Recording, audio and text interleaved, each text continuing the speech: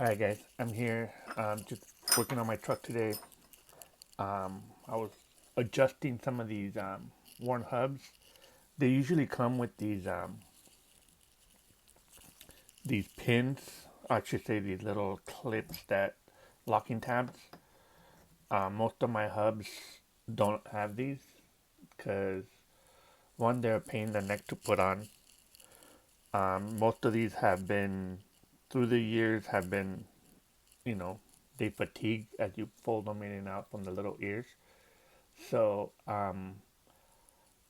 I most of my hubs I have eight eight of these hubs, which is what is it? Two, four, six, eight, four pairs, and I think I have maybe an extra pair or some other ones for spares.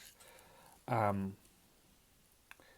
yeah, so I have on my one of my on my 109 pickup, I have four of these on there because I tow it with my motorhome.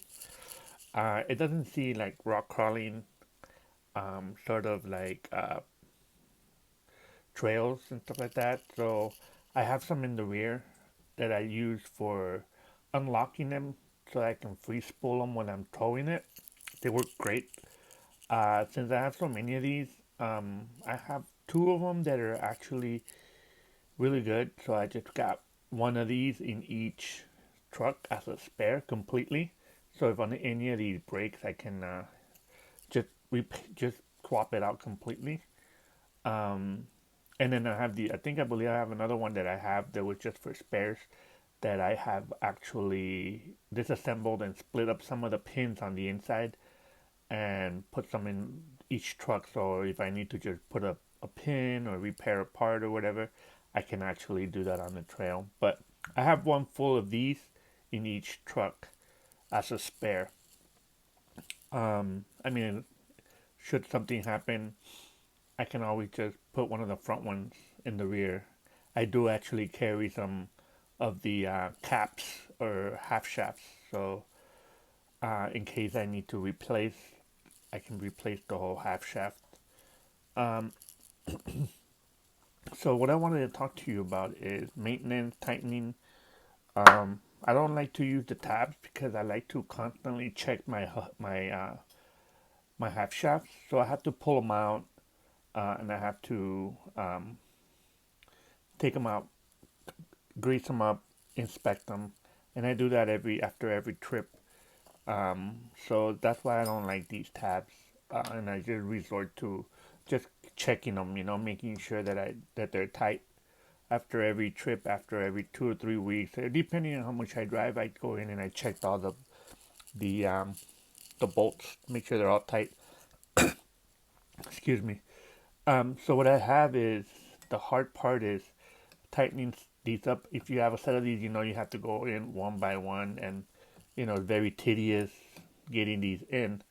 What I've noticed is that there's no socket out there or wrench that has a thin wall to where it fits between the actual gap right here of the hub. The closest one that's ever happened that I've gotten is this one. I got this one. I believe it was at AutoZone. It's a Duralast 916. I bought it one time that one of my bolts was loose on the half shot on the drive line on the on the yeah, I think it was one of the U joint bolts or something like that was loose, and so I went and got this one, and I bought it just separately. Turns out that this is like the only one that comes with a really close wall. This is one of my favorite wrenches that I have for tightening up all the U joints, I should say the drive shafts. Um, and I use this one because it goes in so nicely. It's so nice and thin, so it lets me get in there and tighten it up. This is my favorite wrench, by the way, my 916th favorite wrench. And I only have one of these. I should get more. Um, I over the years I've had to in each rig I put one of these on my door. I just grab it and I have a bunch of 9/16s, but none of these fit. None of these fit. The Craftsmans don't fit. The Icons don't fit. None of them. Not even Snap-on makes one that's thin wall enough that it'll fit. So what I usually do is on all my 9/16 that I have for the hubs, I grind them down. I grind the head down as much as possible without overdoing it. This one sometimes goes in, but what happens is that once it gets to the bottom, the bolt straightens out, and it actually makes it hard. And I'm just afraid of putting any of these that are really tight in there because they might cross thread the bolts. This one is a little bit over thinner than this one here, so it gives me still a little gap in between, so where it won't strip the thread. These are British Whitworth threads, so be careful not to strip them, because once you cross thread them or strip them, then you're cooked. You can't replace those hub. You have to get a whole new hub assembly, and these bolts are hard to find nowadays because they're with threads. So make sure you don't lose these bolts. I have a bunch of these bolts that I've saved over the years as spares for this if I ever lose one. Nonetheless, though, make sure you get one of these. Maybe just grind a few of them, put them in your kit, and con- constantly check your bolts. Make sure you have nice tight bolts. You don't want to wear out your hubs, and you don't want that play in there. And always cycle.